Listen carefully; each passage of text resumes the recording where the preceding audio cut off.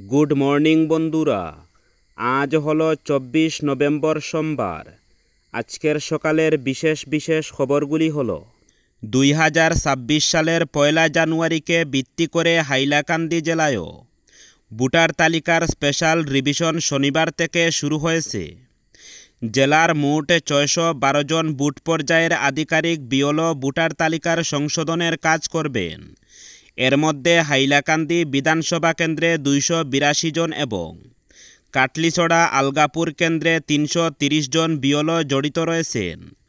উল্লেখ্য, এই প্রক্রিয়া গড়ে গড়ে যাচাই বিএলওদের মাধ্যমে 22 নভেম্বর শনিবার থেকে 20 ডিসেম্বর শনিবার পর্যন্ত চলবে। এরপর সমন্বিত খসড়া নির্বাচনী তালিকা প্রকাশ করা হবে 27 ডিসেম্বর শনিবার। এরপর দাবি ও আপত্তি দাখিলের সময়কাল 27 ডিসেম্বর থেকে 22 জানুয়ারি ধার্য হয়েছে। বিশেষ প্রচার অভিযান ধার্য হয়েছে 3, 4, 10 ও 11 জানুয়ারি। দাবি ও আপত্তি নিষ্পত্তি করা হবে 2 ফেব্রুয়ারি। চূড়ান্ত নির্বাচনী তালিকা প্রকাশ করা হবে 10 ফেব্রুয়ারি। হাইলাকান্দি জেলা প্রশাসন থেকে জেলার সব ভোটারকে ভোটার তালিকা সংশোধনের এই কাজে স্পেশাল রিভিশনে সহযোগিতা করার আবেদন জানানো হয়েছে।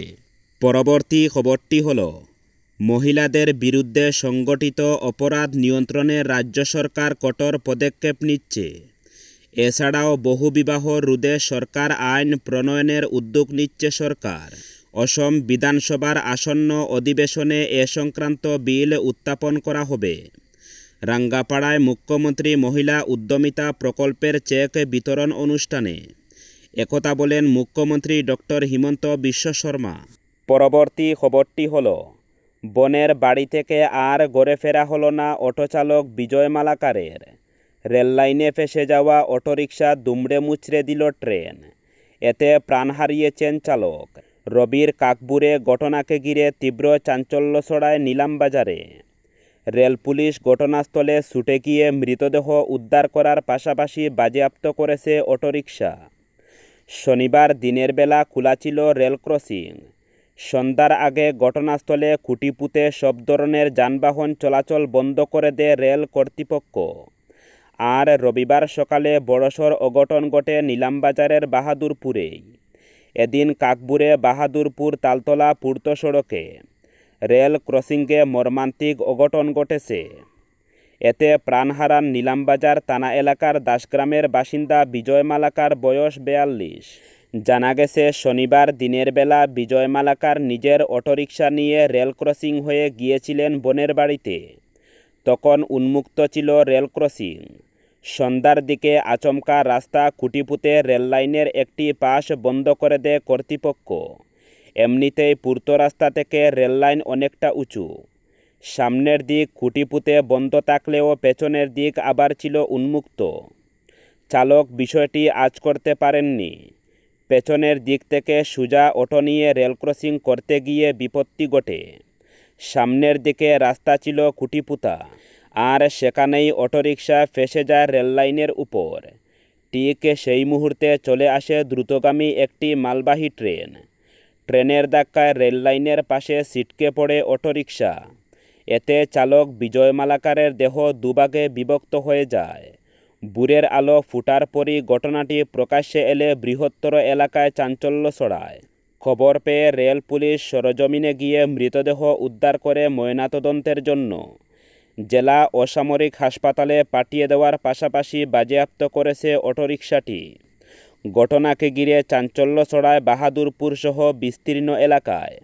পরবর্তী খবরটি হল, মিয়াদের বিরুদ্ধে রাজনীতি করতেই হবে। তাদের বিরুদ্ধে আরও কঠোর হবে বিজেপি, আরও সরব হবে গেরুয়া দল।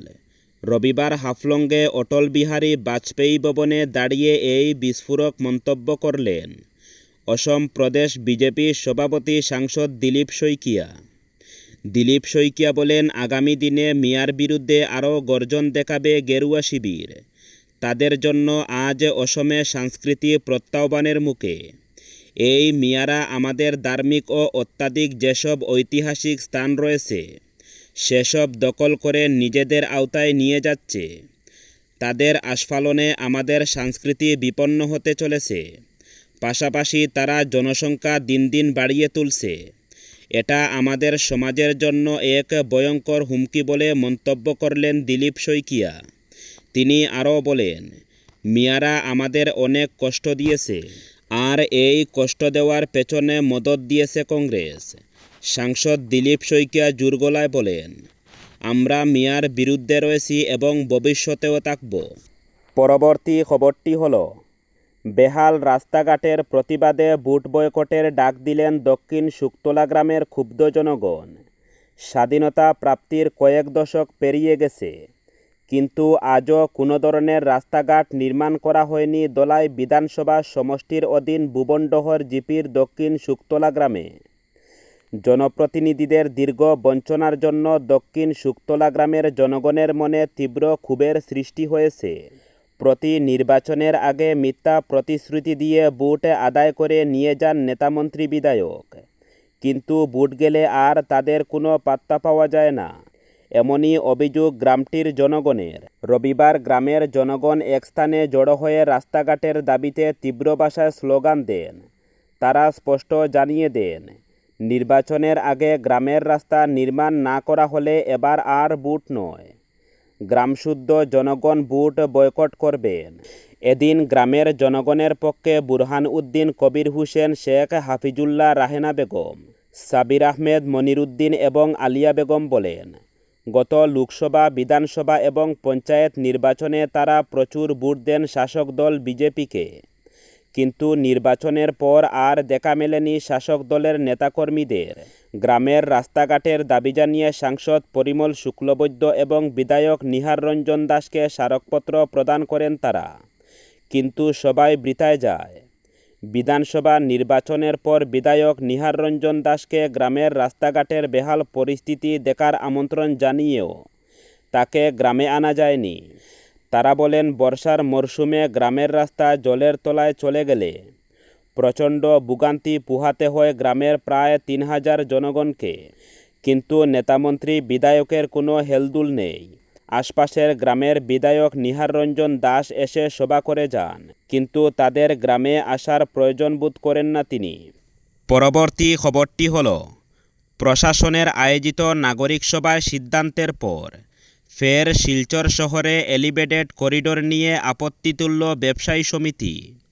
শিলচরের হৃদয় ধ্বংস না করার বার্তা দিয়ে ফের আপত্তি জানালো শিলচরের 4 ব্যবসায়ী সমিতি।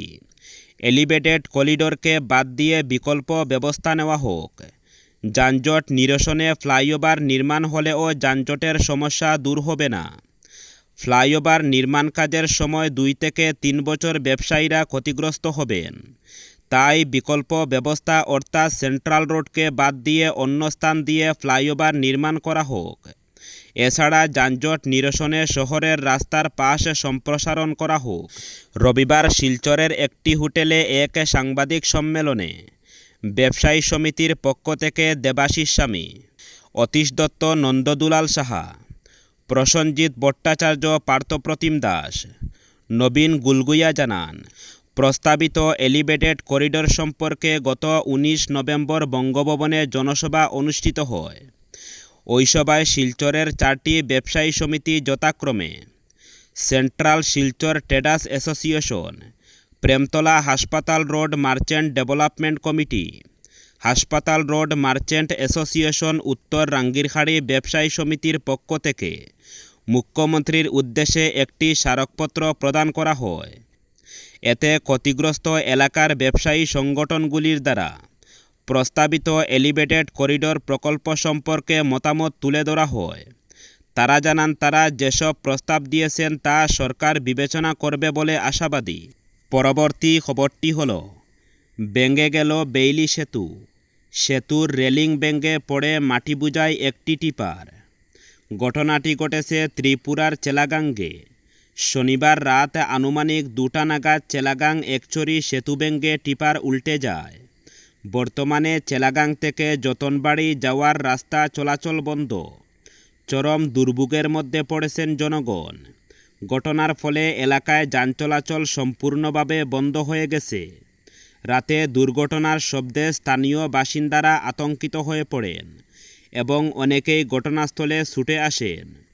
সৌভাগ্যবশত প্রাণহানির খবর নেই, তবে লরিটি বেশ ক্ষতিগ্রস্ত হয়েছে।